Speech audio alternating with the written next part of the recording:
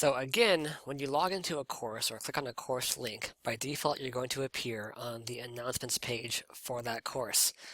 Um, Over here along the left-hand side is our navigation menu for this course, and it is split into two halves. The first half is things that you can customize yourself. You can move your mouse over this link here, and if you look over the link on the left-hand side is a yellow tab with an up and down arrow.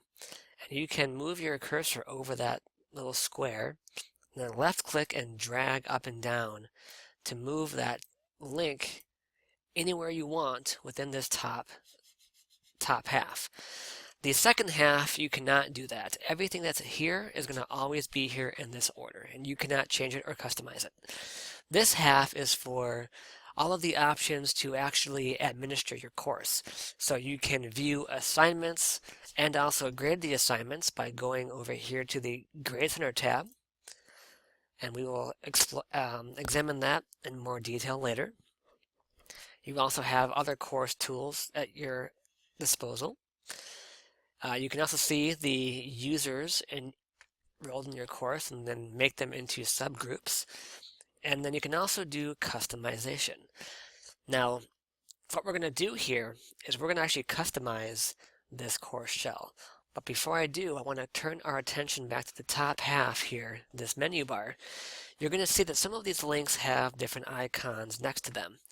For example, Contact Instructor has a white square with a black slash going across it. This means that this particular link is not visible to students, whereas the syllabus link, for example, is actually a gray square with a dashed border.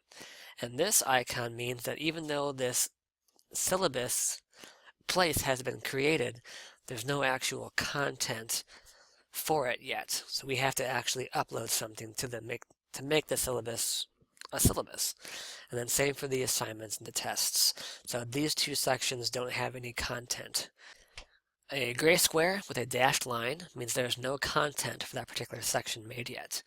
If the square is white but has a black slash going across it, that means it is invisible to your users.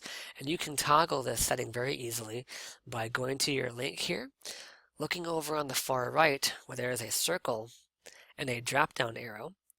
Left-click the drop-down arrow, and we can rename the link or we can show the link. If I click on Show, this link now becomes visible, and you can tell because that icon goes away. If I go over here and click on this again and choose Hide, that's how you get this hide icon or this hidden property back on.